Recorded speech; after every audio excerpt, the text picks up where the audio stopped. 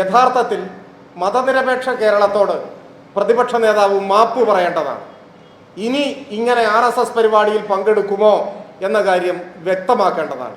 ആ ചോദ്യം എത്ര കാലം കഴിഞ്ഞാലും കേരളത്തിൽ അവശേഷിക്കുന്ന ചോദ്യമാണ്. CPIM BJP ബന്ധത്തിൻ്റെ ചരിത്രവും വർത്തമാനവും തേടി നടക്കുകയാണ് നമ്മുടെ മാധ്യമപ്രവർത്തകർ. അതിലവർക്ക് കൃത്യമായ ലക്ഷ്യമുണ്ട്. അത് മറ്റൊന്നുമല്ല, കഴിഞ്ഞ 10 വർഷക്കാലം കേരളത്തിൽ ഭരിച്ച LDF സർക്കാർ അവർ നടപ്പാക്കിയ വികസന പ്രവർത്തനങ്ങളെക്കുറിച്ച് ഒരു ചർച്ചയും കേരളത്തിൽ നടക്കരുത്. അത് ജനങ്ങൾ മറക്കണം. കഴിഞ്ഞ 10 വർഷക്കാലം കേരളം ഭരിച്ച സർക്കാർ മന്ത്രിമാർ അവർക്കെതിരെ ഒരു ആരോപണം പോലും ഉന്നയിക്കാൻ കഴിയാതിരിക്കുന്ന UDFനെ സഹായിക്കണം. അതാണ് ആവശ്യം. പക്ഷേ അവിടെയും തിരിച്ചടി ലഭിക്കുകയാണ് UDFനും നമ്മുടെ പ്രമുഖ മാധ്യമങ്ങൾക്കും. ഇന്ന് M സ്വരാജാണ്. M സ്വരാജ് മാധ്യമപ്രവർത്തക ചോദ്യങ്ങൾക്ക് എണ്ണി മറുപടി പറഞ്ഞു. അതോടൊപ്പം മാധ്യമപ്രവർത്തകർക്ക് ഇത് സംബന്ധിച്ച് യാതൊരു വിവരവുമില്ല എന്നുകൂടി സ്ഥാപിച്ചു ആ വാർത്താ സമ്മേളനം എന്നതാണ് എറണാകുളത്ത് M സ്വരാജ് നടത്തിയ വാർത്താ സമ്മേളനത്തിൻ്റെ പ്രത്യേകത. മാധ്യമപ്രവർത്തകരുടെ ചോദ്യങ്ങളും അതിന് M സ്വരാജ് നൽകുന്ന മറുപടിയും കേൾക്കേണ്ടതാണ്. കേൾക്കാം.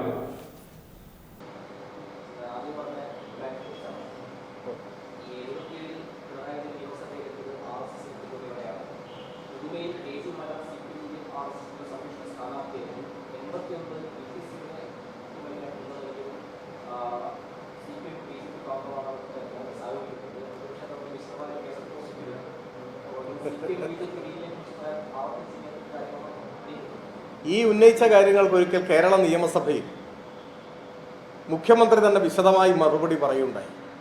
പക്ഷെ അദ്ദേഹം ഇന്നലെ ഫേസ്ബുക്ക് പോസ്റ്റിൽ വീണ്ടും അതേ കാര്യം പറഞ്ഞിരിക്കുകയാണ്. പക്ഷെ നിങ്ങൾ ഭൂതക്കണ്ണാടി വെച്ച് നോക്കൂ. എന്തുകൊണ്ടാണ് RSSന്റെ അതിഥിയായി സർസംഘചാലകന്റെ ജന്മശതാബ്ദിയിൽ പങ്കെടുത്തത് എന്ന വിമർശനത്തിന് മാത്രം മറുപടിയില്ല. ഇത് എന്ത് മറുപടിയാണ്?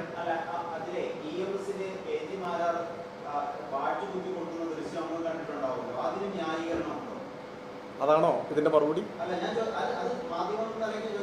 അല്ല, ഞാനിതിന്റെ മറുപടി പറയായിരുന്നു. ഇദ്ദേഹം ചോദിച്ച ചോദ്യത്തിന് ഞാൻ മറുപടി പറയായിരുന്നു. അപ്പോൾ മറ്റേ സഹിക്കോ വയ്യാതെ നിങ്ങൾ എടുത്ത് ചാടിയിട്ട് ചോദിക്കുകയാണ് ഈ ഇത് കുത്തിക്കൊടുത്തതിന് മറുപടി ഇല്ലേ ചോദിക്കുകയാണ്. ഞാൻ നിങ്ങൾ ഏത് ചോദ്യം ചോദിച്ചാലും മറുപടി പറയും. നമ്മൾ തമ്മിൽ അങ്ങനെ ഒരു തർക്കത്തിന്റെ പ്രശ്നമേ വേണ്ട. എനിക്കാണെങ്കിൽ ഇന്നൊരു അല്പസമയമുണ്ട്. നിങ്ങളുടെ ചോദ്യത്തിന് എന്തായാലും മറുപടി പറഞ്ഞിട്ട് നമുക്ക് പോകാം. അപ്പോൾ ഇദ്ദേഹം ചോദിച്ച ചോദ്യത്തിന് ഞാൻ മറുപടി പറഞ്ഞു വരികയായിരുന്നു. ഞാൻ പറഞ്ഞത് ഇതിന് വിശദമായ ഒരു മറുപടി നിയമസഭയിൽ മുമ്പ് പറഞ്ഞിരുന്നു. എന്നിട്ടും അത് ആവർത്തിക്കുകയാണ്. പക്ഷേ ആ ആവർത്തിക്കുമ്പോൾ അദ്ദേഹത്തിന് എന്തും പറയാം. അദ്ദേഹത്തിനെതിരായി ഉയർന്ന വിമർശനത്തിന് ഒരു വരിയില്ല, ഒരക്ഷരമില്ല, മറുപടിയില്ല. അപ്പോൾ അതിന് മറുപടി ഇല്ല എന്നാണോ മനസ്സിലാക്കേണ്ടത്?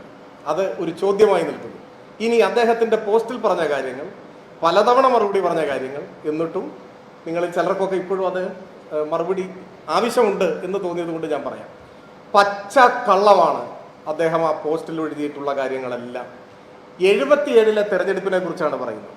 77-ലെ രാഷ്ട്രീയ സാഹചര്യം എന്താണ്, അന്നത്തെ സഖ്യം എങ്ങനെയായിരുന്നു, ധാരണ എങ്ങനെയായിരുന്നു, ചരിത്രബോധത്തിൻ്റെ കണികയുള്ള ഏതൊരാൾക്കും അറിയാം. 75-ൽ അടിയന്തരാവസ്ഥ പ്രഖ്യാപിക്കുന്നു. ഇന്ത്യയിൽ അങ്ങോളം ഇങ്ങോളം ജനാധിപത്യ അവകാശങ്ങളെല്ലാം തുറങ്കിലടക്കപ്പെടുന്നു. 3 ലക്ഷം ആളുകൾ അന്ന് ഇന്ത്യയിൽ ജയിലിലടക്കപ്പെട്ടു എന്നാണ് കണക്ക്. നിരവധി ആളുകൾ കൊല്ലപ്പെട്ടു. ഒരുപാട് വിശദാംശങ്ങളുണ്ട്. ഇന്നത്തെ ഒരു വാർത്താ സമ്മേളനത്തിൽ ഇപ്പോൾ നമുക്ക് അതിൻ്റെ എല്ലാ വിശദാംശങ്ങളിലേക്കും പോകണ്ട. അത്തരമൊരു ഘട്ടത്തിൽ ഈ രാജ്യമെമ്പാടുമുള്ള മനുഷ്യാവകാശ പ്രവർത്തകരും രാഷ്ട്രീയ പ്രവർത്തകരുമെല്ലാം തുറങ്കിലടക്കപ്പെട്ട ബുൾഡോസർ രാജിൻ്റെ ഒരു കാലത്ത്, ഇന്ത്യയിലെ ജയിലുകൾ മനുഷ്യരെ കൊണ്ട് നിറഞ്ഞു കവിഞ്ഞ ഒരു കാലത്ത്, അവസാനം അടിയന്തരാവസ്ഥ പിൻവലിച്ച ഘട്ടമായപ്പോൾ ജയപ്രകാശ് നാരായണൻ്റെയും മറ്റും ആഹ്വാനപ്രകാരം പ്രതിപക്ഷമെല്ലാം ഒരുമിക്കണം എന്ന ആഹ്വാനം ഉണ്ടായി. ആ ആഹ്വാനത്തിൻ്റെ ചുവട് പിടിച്ച് അന്ന് ഇന്ത്യയിലെ പ്രധാന പ്രതിപക്ഷ പാർട്ടികൾ എല്ലാം പിരിച്ചുവിട്ട് ജനതാ പാർട്ടി രൂപീകരിച്ചു. ഏതൊക്കെ പാർട്ടി? ഭാരതീയ ലോക്ദൾ, സ്വതന്ത്ര പാർട്ടി, സോഷ്യലിസ്റ്റ് പാർട്ടി, സംഘടനാ കോൺഗ്രസ്, ഇതൊക്കെ അന്ന് പിരിച്ചുവിട്ടു. എന്നിട്ട് രൂപീകരിച്ചതാണ് ജനതാ പാർട്ടി.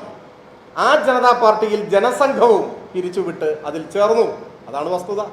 ജനസംഘം ഉൾപ്പെടെയുള്ള, സ്വതന്ത്ര പാർട്ടി ഉൾപ്പെടെയുള്ള, സോഷ്യലിസ്റ്റ് പാർട്ടി ഉൾപ്പെടെയുള്ള സംഘടനാ കോൺഗ്രസും ഭാരതീയ ലോക്ദളും എല്ലാം പ്രവർത്തനം അവസാനിപ്പിച്ച് പുതിയ ഒരു പാർട്ടി രൂപീകരിച്ചു. ആ പാർട്ടിയാണ് ജനതാ പാർട്ടി. ഭാരതീയ ലോക്ദളിന്റെ ചിഹ്നമാണ് കലപ്പയേന്ത്യ കർഷകനാണെന്ന് തെരഞ്ഞെടുപ്പിൽ മത്സരിക്കാൻ ഉപയോഗിച്ചത്. എന്നാൽ CPIM ആ പാർട്ടിയിൽ ചേരാനോ പിരിച്ചുവിടാനോ പോയില്ല. പക്ഷേ ജനതാ പാർട്ടിയുമായി സഹകരിച്ചു. അതൊരു യാഥാർത്ഥ്യമാണ്. അന്ന് ജനസംഘമില്ല, ജനതാ പാർട്ടിയുമായി സഹകരിച്ചിട്ടുണ്ട് ആ തെരഞ്ഞെടുപ്പിൽ. അത് 77-ലെ തെരഞ്ഞെടുപ്പാണ്.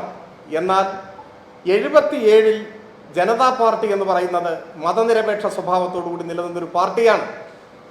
അധികം കഴിയുന്നതിന് മുൻപ് അതിലുള്ള ചില ആളുകൾ RSSുമായി ബന്ധം പുലർത്തുന്നു, അല്ലെങ്കിൽ RSSുകാരാണ് എന്ന നിലയിലുള്ള ചർച്ചകൾ ഉയർന്നു വന്നു. അതൊരു വസ്തുതയാണ്. 79-ൽ കേരളത്തിൽ നിയമസഭാ ഉപതെരഞ്ഞെടുപ്പ് നടക്കുന്നു. 4 മണ്ഡലം: കാസർഗോഡ്, തലശ്ശേരി, തിരുവല്ല, പാറശാല. ആ ഘട്ടത്തിലാണ് ഈ ചർച്ച സജീവമാകുന്നത്. അന്നാണ് EMSന്റെ ചരിത്രപ്രസിദ്ധമായ പ്രഖ്യാപനം വരുന്നത്, ഞങ്ങൾക്ക് RSS വോട്ട് വേണ്ട എന്നാണോ അത്തരമൊരു ചർച്ച ഉയർന്നത് അന്ന്. അപ്പോഴേക്ക് അടിയന്തരാവസ്ഥ കാലത്ത് രൂപീകരിക്കപ്പെട്ടത് പ്രതിപക്ഷ കക്ഷികളുടെ കൂട്ടായ്മയാണ്. അതിൽ RSSും ഇല്ല, അതിൽ BJP പിൽക്കാലത്താണല്ലോ വരും. BJPയും ഇല്ല, ജനസംഘവും ഇല്ല, ജനതാ പാർട്ടി മാത്രമാണ്. ജനതാ പാർട്ടിയോട് ഞങ്ങൾ സഹകരിച്ചിട്ടുണ്ട്. RSS വോട്ട് ഞങ്ങൾക്ക് ആവശ്യമില്ല എന്ന EMSന്റെ ചരിത്രപ്രസിദ്ധമായ പ്രഖ്യാപനത്തിന് ശേഷം RSSുമായി കടുത്ത ശത്രുത നിലനിന്ന ഘട്ടത്തിൽ ഈ 4 ഉപതെരഞ്ഞെടുപ്പിലും ഞങ്ങൾ വിജയിക്കുകയാണ് ചെയ്തിട്ടുള്ളത്. പിന്നെ 77-ൽ പിണറായി എന്നൊക്കെ പറഞ്ഞു. പിണറായി ആദ്യമായിട്ട് 77-ലാണോ MLA ആവുന്നത്? ആരോടാണ് ഇതൊക്കെ പറയുന്നത്? പിണറായി ആദ്യമായി നിയമസഭയിലേക്ക് അംഗമാവുന്ന 77-ലാണോ? 7 കൊല്ലം മുമ്പ് 70-ലാണ്. ആരോടൊക്കെ മത്സരിച്ച്? ഈ കോൺഗ്രസിനോടും ജനസംഘത്തോടും മത്സരിച്ച് അവരെ തോൽപ്പിച്ചിട്ടാണ് നിയമസഭയിലേക്ക് വരുന്നത്. ആ കാലത്തുടനീളം കണ്ണൂരിലും പരിസര പ്രദേശങ്ങളിലും RSSും CPMഉം തമ്മിൽ കടുത്ത സംഘർഷങ്ങളും വലിയ തോതിൽ വാർത്തക്കിടയായിട്ടുള്ള സംഭവങ്ങൾ, കുഞ്ഞിരാമന്റെ കൊലപാതകം ഉൾപ്പെടെ നടക്കുന്ന ഒരു ഘട്ടമാണ്. അതാണ് എന്നും മറക്കരുത്. ഇനി ഇതിന്റെ ബാക്കിയുണ്ട്. ആ ഫേസ്ബുക്ക് പോസ്റ്റ് മാത്രം വായിച്ചാൽ ബാക്കി അതിലില്ല. അതിനുശേഷം ഈ RSSും സ്വാധീനിക്കുന്നു ജനതാ പാർട്ടിയെ എന്ന വിമർശനം ഉയർന്ന ഘട്ടത്തിൽ ജനതാ പാർട്ടിയുമായി ഇടതുപക്ഷം ബന്ധം വിച്ഛേദിച്ചു. 80-ൽ തെരഞ്ഞെടുപ്പ് വന്നു, പാർലമെന്റ് തെരഞ്ഞെടുപ്പും നിയമസഭാ തെരഞ്ഞെടുപ്പും. 80-ലെ പാർലമെന്റ് തെരഞ്ഞെടുപ്പിൽ ഈ ജനതാ പാർട്ടിയുമായി, ഏത് അപ്പോഴേക്ക് RSS സ്വാധീനമുണ്ട് എന്ന് ആരോപിക്കപ്പെടുന്ന ജനതാ പാർട്ടി, പണ്ടതില്ല, ആ ജനതാ പാർട്ടിയുമായി കോൺഗ്രസ് സഖ്യത്തിൽ ഏർപ്പെട്ടു. ആ സഖ്യത്തിന്റെ കാസർഗോഡ് മണ്ഡലത്തിലെ സ്ഥാനാർത്ഥിയുടെ പേരെന്താ?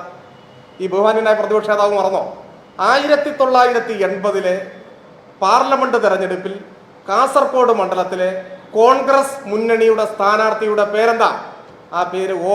രാജഗോപാലൻ എന്നാണ്. O. രാജഗോപാലിന് വോട്ട് പിടിച്ച് നടന്നവരാണ് കോൺഗ്രസ് എന്നോർത്ത് വെച്ചോളണം. ആ സമയത്ത് തന്നെ നിയമസഭാ തെരഞ്ഞെടുപ്പ് നടന്നു. ഈ KG മാരാർ ആ തെരഞ്ഞെടുപ്പിൽ സ്ഥാനാർത്ഥിയായിരുന്നു. പെരിങ്ങളം മണ്ഡലത്തിൽ അന്ന് കോൺഗ്രസ് മുന്നണിയുടെ സ്ഥാനാർത്ഥിയായ RSSുകാരൻ KG മാരാരെ പെരിങ്ങളത്ത് തോൽപ്പിച്ചയാളാണ് ഇന്ന് എലത്തൂരിൽ മത്സരിക്കുന്ന ഇടതുപക്ഷ സ്ഥാനാർത്ഥി AK ശശീന്ദ്രൻ. അന്നും ഇന്നും ഇടതുപക്ഷത്തിന്റെ സ്ഥാനാർത്ഥിയായിരുന്നു. അന്ന് എടക്കാട് മത്സരിച്ച സ്ഥാനാർത്ഥിയാണ് മുൻ KPCC പ്രസിഡന്റ്. കോൺഗ്രസിന്റെ സ്ഥാനാർത്ഥിയായിട്ടല്ല, ജനതാ പാർട്ടിയുടെ സ്ഥാനാർത്ഥിയായിട്ട്.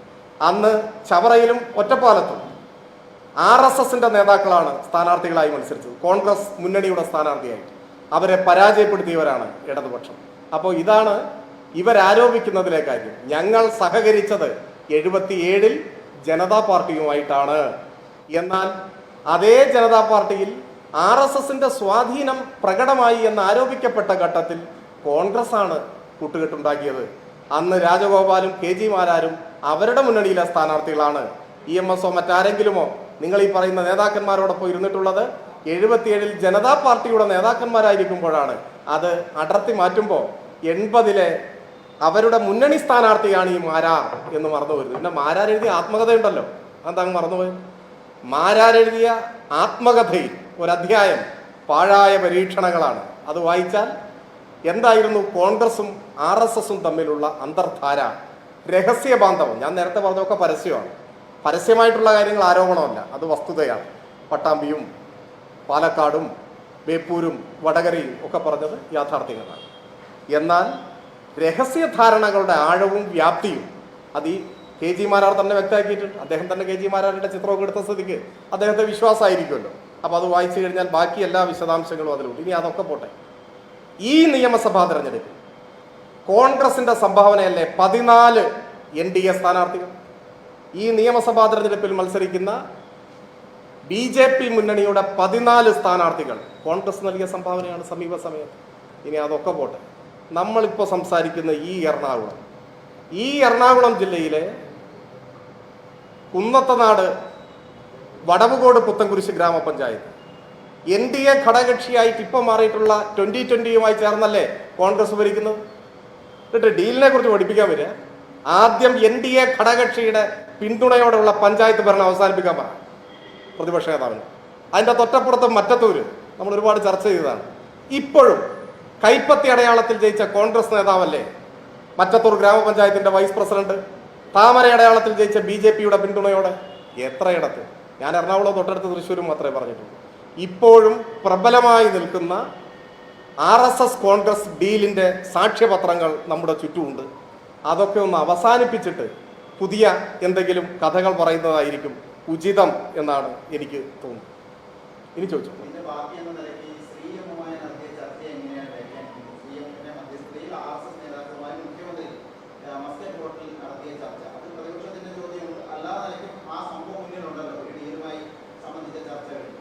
ഈ ഡീൽ എന്ന് പറയുന്ന വാക്ക് തന്നെ ഒരു വലതുപക്ഷ രാഷ്ട്രീയത്തിൻ്റെ ഭാഗമാണ്. രാഷ്ട്രീയ പ്രവർത്തനത്തിനെയും തെരഞ്ഞെടുപ്പിനെയും കച്ചവടമായി കണക്കാക്കുന്ന സംസ്കാരവും അവരുടേതാണ്. ഞങ്ങൾ കടുത്ത സംഘർഷങ്ങൾ ഉണ്ടാവുന്ന സമയത്ത്, ഇപ്പോൾ കോൺഗ്രസ് CPM സംഘർഷം ഉണ്ടായാൽ, അപ്പം അങ്ങനെയുള്ള സംഘർഷങ്ങൾ ഉണ്ടായിട്ടുണ്ടല്ലോ, ഇപ്പോൾ കുറച്ചു കാലമായിട്ടില്ല, നല്ലത്, പക്ഷെ മുൻപുണ്ടായിട്ടുണ്ട്. ആളുകൾ കൊല്ലപ്പെടുന്ന സാഹചര്യം ഉണ്ടായിട്ടുണ്ട്.